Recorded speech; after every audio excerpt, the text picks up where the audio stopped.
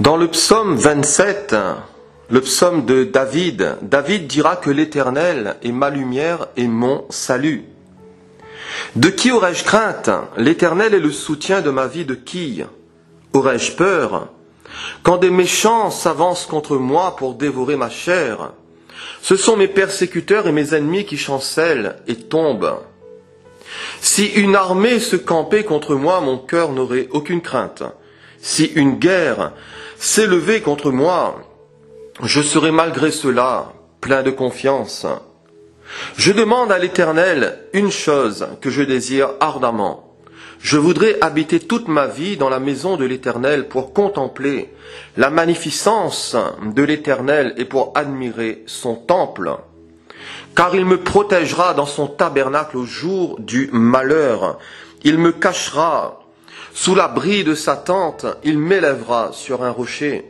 Et déjà ma tête s'élève sur mes ennemis qui m'entourent. J'offrirai des sacrifices. Dans sa tente, au son de la trompette, je chanterai, je célébrerai l'Éternel. Éternel, écoute ma voix, je t'invoque, aie pitié de moi et exauce-moi. Mon cœur dit de ta part, cherchez ma face. Je cherche ta face, ô Éternel, ne me cache pas ta face. Ne repousse pas avec colère ton serviteur. Tu es mon secours, ne me laisse pas, ne m'abandonne pas, Dieu de mon salut. Car mon père et ma mère m'abandonnent. Mais l'Éternel me recueillera. Éternel, enseigne-moi ta voie. Conduis-moi dans le sentier de la droiture à cause de mes ennemis. Ne me livre pas au bon plaisir de mes adversaires, car ils s'élèvent contre moi, de faux témoins et des gens qui ne respirent que la violence. Oh, si je n'étais pas sûr de voir la bonté de l'Éternel sur la terre, des vivants, espère en l'Éternel, fortifie-toi. Et que ton cœur s'affermisse, espère en l'Éternel. Alléluia. Le psaume 27, ou l'expérience du fidèle dans la détresse. L'auteur de ce psaume ici, c'est David. Et David, son nom signifie bien-aimé. David, c'est le plus jeune fils d'Isaïe et le second roi d'Israël. Son nom et le nom de David nous parlent d'amour. Il aime Dieu et il est aimé de Dieu. Et aux Corinthiens, Paul leur dira que si quelqu'un aime Dieu, celui-là, il est connu de lui. Dans le nom de David et dans l'origine de ce mot, il y a aussi une racine. Une racine du sens de bouillir. Puisses-tu être froid ou bouillant? Dans ce psaume ici, il nous est parlé premièrement de l'objet de la foi de David. Et l'objet de sa foi, c'est l'Éternel. Au verset 1, l'Éternel est ma lumière et mon salut. L'Éternel en hébreu, c'est Jéhovah, c'est Yahvé. Yod et Vav et celui qui est l'existant.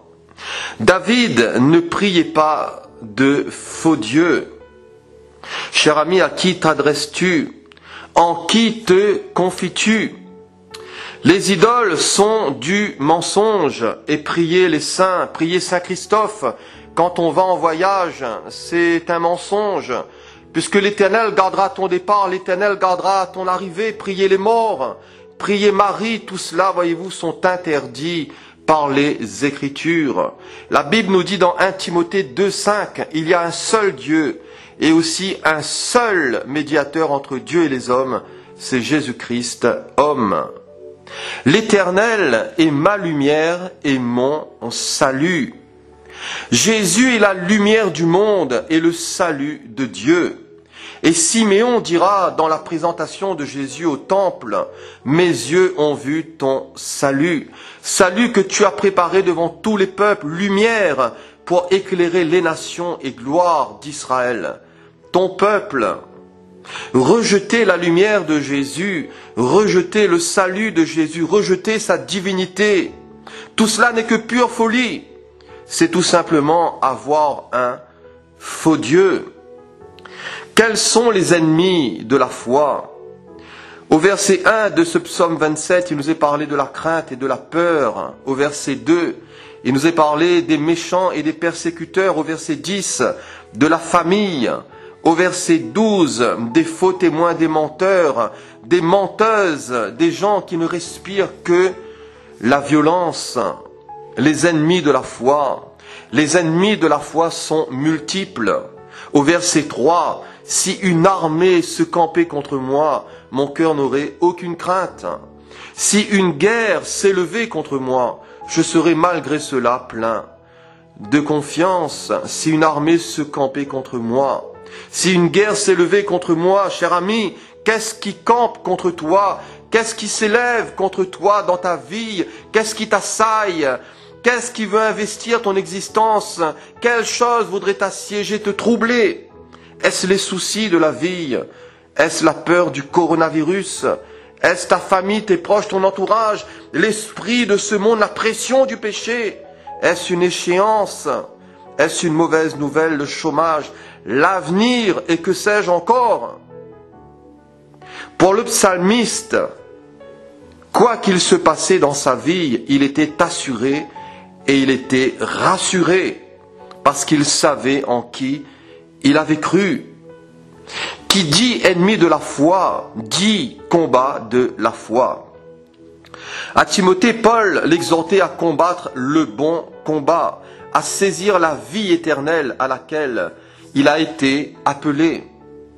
Aux Philippiens, Paul leur parlait d'Épaphrodite, son compagnon d'œuvre et de combat.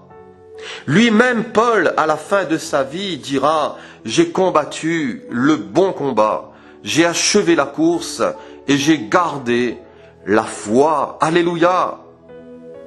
Le combat de la foi consiste aussi à cultiver l'amour venant d'un cœur pur, avec une bonne conscience et une foi sincère. Le combat de la foi consiste aussi à se fortifier dans le Seigneur et par sa force toute puissante, à veiller et à prier, parce que l'esprit est bien disposé, mais la chair est faible. Il y a dans l'esprit de l'homme de la bonne volonté, mais dans sa nature humaine réside une loi du péché et une loi de mort qui l'attire constamment vers le bas, vers le néant, vers le trou. Fortifions-nous dans la prière, passons du temps aux pieds de Jésus, réclamons sa force toute puissante parce que la force est à Dieu. Revêtons-nous aussi de toutes les armes du Seigneur afin de pouvoir tenir ferme contre les ruses du diable, parce que le diable est rusé, il est malin.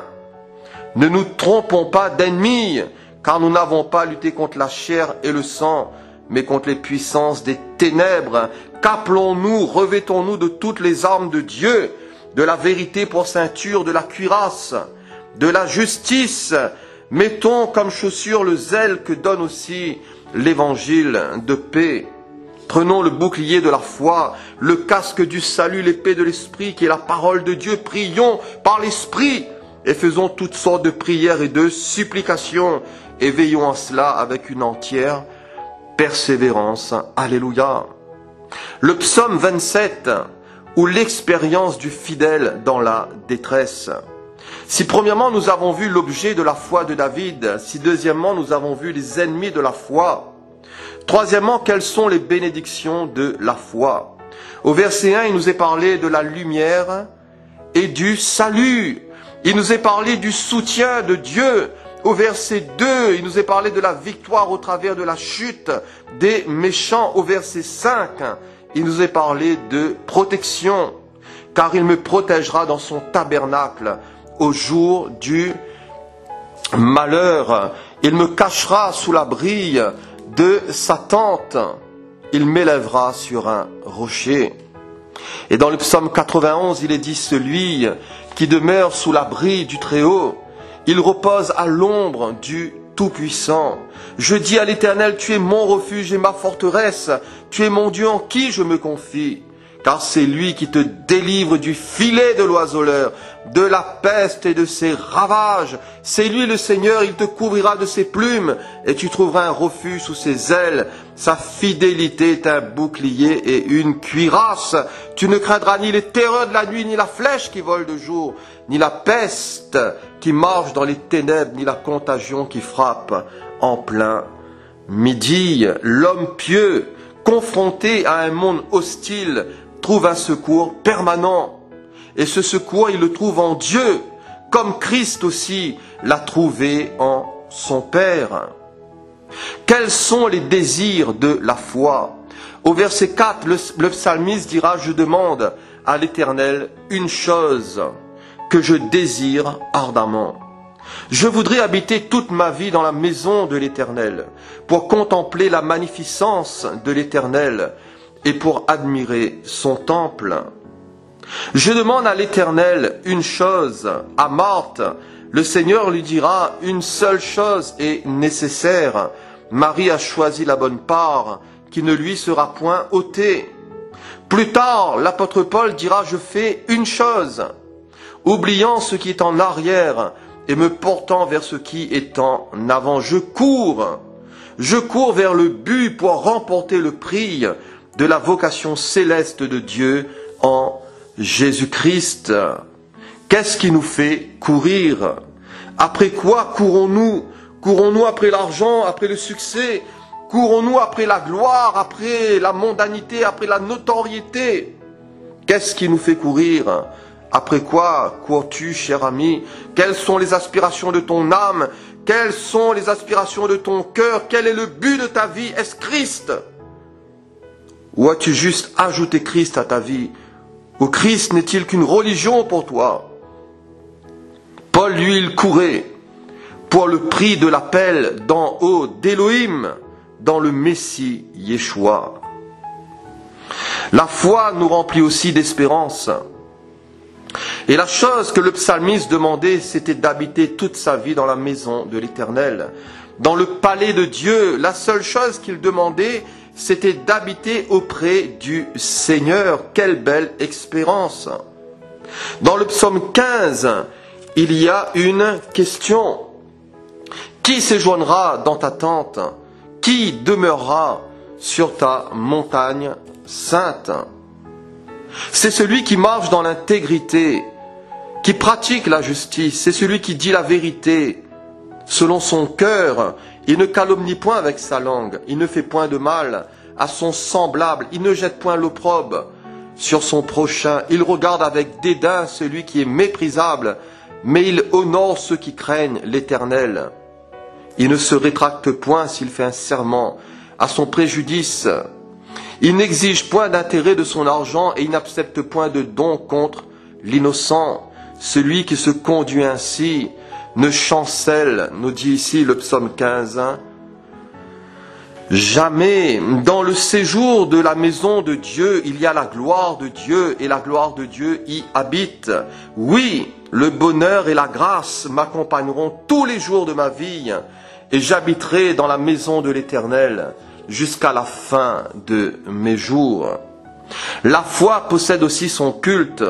Et le culte de la foi, au verset 4, consiste à contempler la magnificence de l'Éternel, consiste aussi à admirer son temple. Au verset 6, le culte de la foi consiste à offrir des sacrifices dans sa tente. Au son de la trompette, je chanterai, je psalmodierai, je célébrerai l'Éternel. Et le Seigneur veut des adorateurs en esprit et en vérité. Le Seigneur veut l'adoration et non l'excitation. Et les églises ne doivent pas être des boîtes de nuit ou des hangars à jazz. Le culte authentique de la foi consiste à apprécier dans son esprit toutes les ressources du sanctuaire. Et concernant Étienne, le martyr, il verra la gloire de Dieu et Jésus debout à la droite de Dieu. Le psaume 27, ou l'expérience du fidèle dans la détresse. Quelle est l'assurance du psalmiste ici? Son assurance, c'est celle de la foi. Et par la foi, il s'en remet à Dieu. Au verset 7, Éternel, écoute ma voix, je t'invoque. Par la foi, il s'attend à la miséricorde de Dieu, à la grâce de Dieu. Au verset 7, toujours, aie pitié de moi. Ô Éternel, aie pitié de moi et exauce-moi. Par la foi, son cœur aspire à une recherche. Au verset 8, mon cœur dit de ta part, cherchez ma face. Je cherche ta face, ô Éternel. Le mot face, shuraki, a traduit par mes faces. Et nous avons la face du Père, du Fils et de l'Esprit de Dieu. À la foi est associée aussi l'humilité de la foi. Verset 11, Éternel, enseigne-moi ta voie, conduis-moi dans le sentier de la droiture. Le Seigneur veut nous instruire, oui, il veut nous montrer la voie que nous avons à suivre, il veut nous conseiller, et il veut aussi avoir les regards sur nous. N'ai-je pas mis pour toi par écrit des réflexions, des conseils sages afin de t'instruire aujourd'hui? Oui, toi, je veux t'instruire toi aujourd'hui. Tiens-toi au pied de Jésus, tiens-toi au pied de la croix et cherche à connaître ton Dieu. La foi reconnaît aussi la souveraineté de Dieu. Au verset 12, le psalmiste dira « Ne me livre pas au bon plaisir de mes ennemis ». Le Seigneur contrôle les méchants et les bons. Et dans la souveraineté de Dieu, Jésus a été livré et Jésus a été aussi crucifié. Le Seigneur est souverain. La foi possède aussi des attentes. Au verset 14, « Espère en l'Éternel, fortifie-toi, et que ton cœur s'affermisse.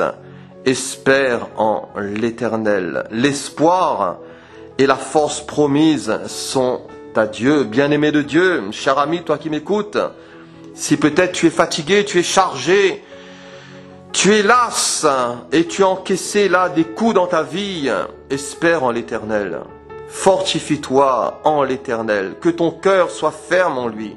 Espère en Dieu, Dieu est ton espoir, le Seigneur est ta force. Il a dit, je ne t'abandonnerai point et je ne te délaisserai point. Confiance, courage, et que le Seigneur vous bénisse tous, les bien-aimés du Seigneur, au nom de Jésus. Amen.